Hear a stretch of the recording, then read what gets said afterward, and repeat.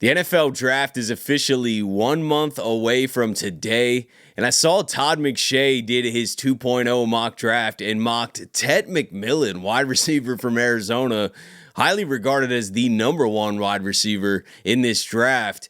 He mocked him to the Baltimore Ravens at 27. I genuinely do not think he's going to fall that far, and also my first reaction was, should we go wide receiver again in the first round? So this all inspired me to do the first mock draft this year on this channel. We're 1 month away. You guys have been requesting the mock drafts. I did a full 7-round mock draft for the Baltimore Ravens.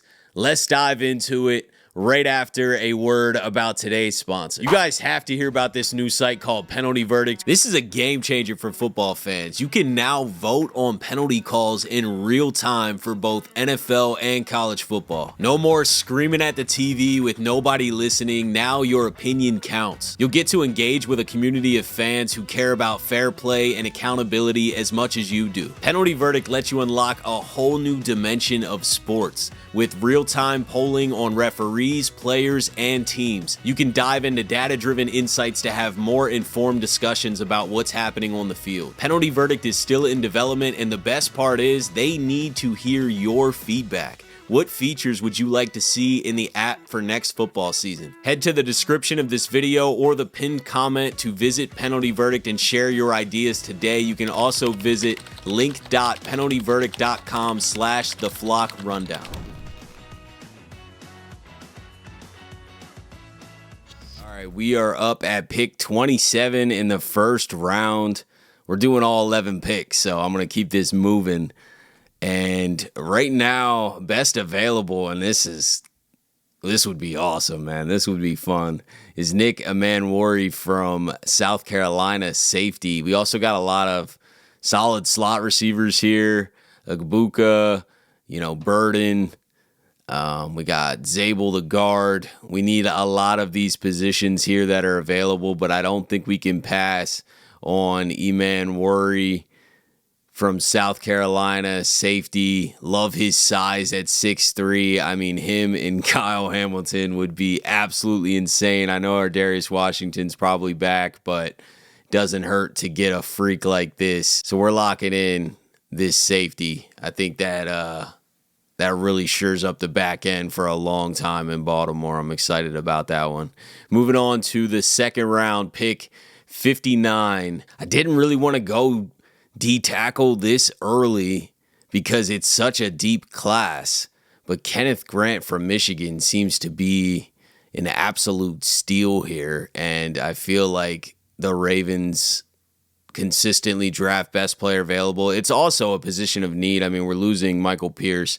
I do think, personally, I'd like to add more guard competition, but I'm not going to go reach for it. I think taking best player available, also kind of at a position of need, makes the most sense. So let's go Kenneth Grant, D-tackle from Michigan in the second round. I think we got 2 steals in the first and second round. We're taking advantage of who's slipping. Moving on to the third round at pick 91.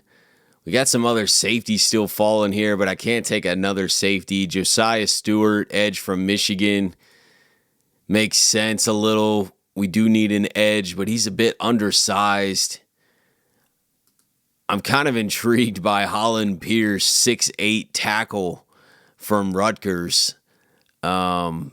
Just never mad about adding more talent to the trenches. Whether, he could go to guard or not, we'll see. We obviously did that with Falele.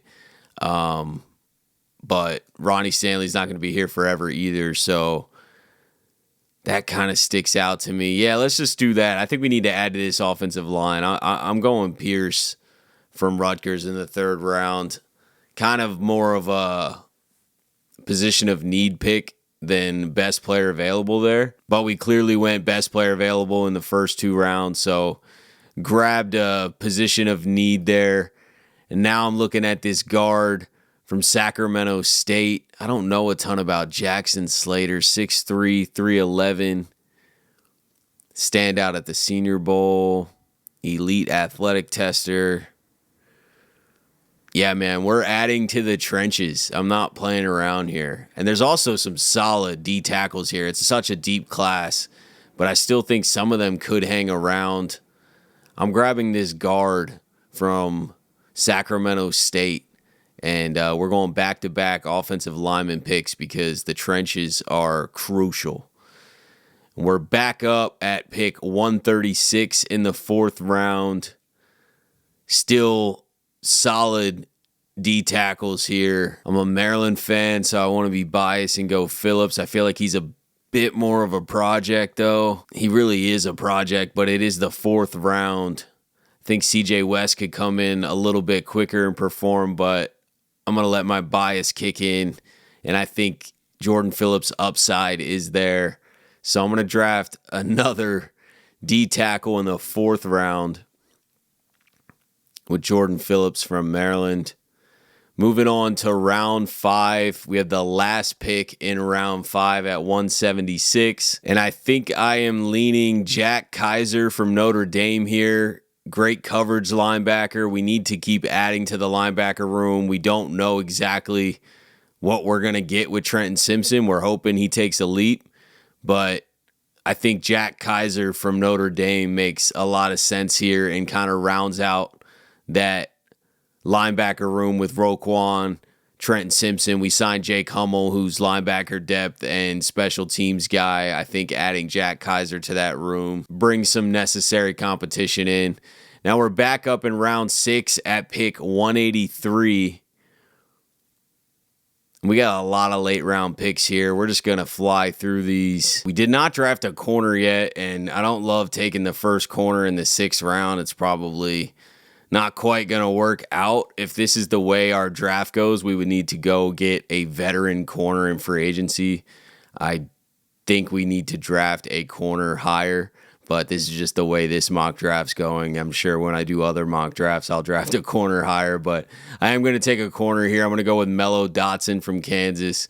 It's the 6th round. I'm not happy about that being the first time that I'm getting a corner, but it is what it is. We're back up at pick 203. And I think I'm going to take Jack Sawyer, edge from Ohio State. Just continue add to that edge room. I think this is great value for him, honestly, in the 6th round. So let's lock that up. We're back up at 210 in the 6th round.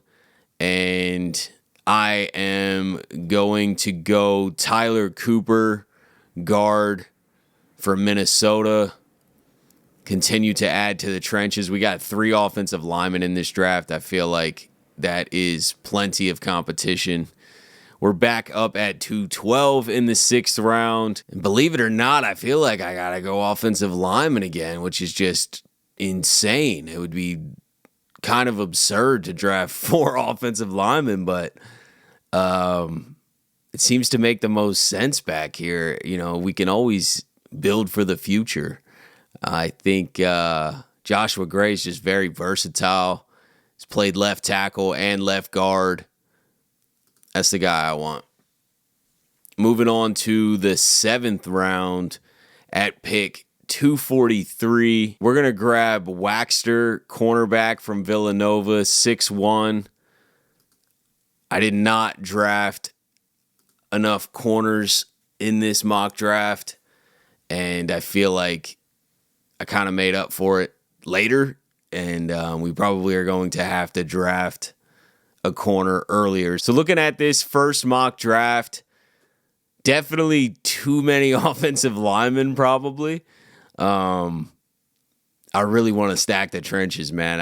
If I could redo this in hindsight, I'd like to grab a corner earlier, maybe instead of one of the offensive linemen in the 3rd or 4th round, we take a corner there. I don't mind taking a safety at 27, especially Iman Wari, who slipped.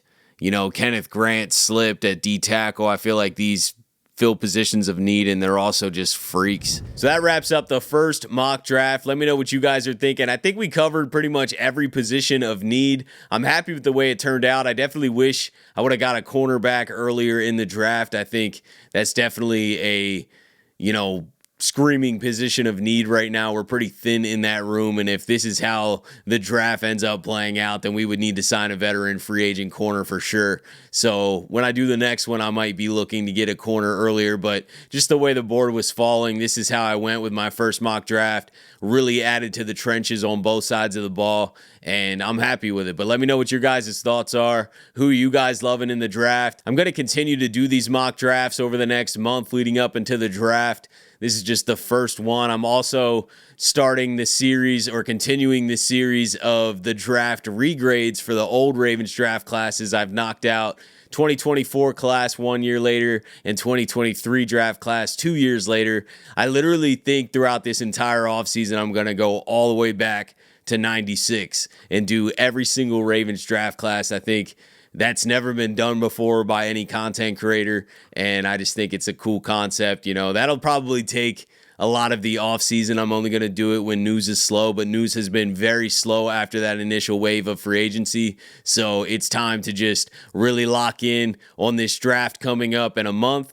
And also on slow days, I'm going to continue to do those redraft grades too on the older draft classes. So appreciate you guys, as always, for tuning in to another episode of the Flock Rundown. Have a beautiful rest of your day, and I'll let the greatest linebacker in the history of the game take us out. Ravens Flock. The Flock Rundown is the place to be. My man Ryan has been a lifelong Ravens fan since he was born. The Flock Rundown. Nothing gets better than waking up and wondering how high we can fly. Tune in. Motionless brainwaves attempt to swim their way to sense, can't tame the untamed.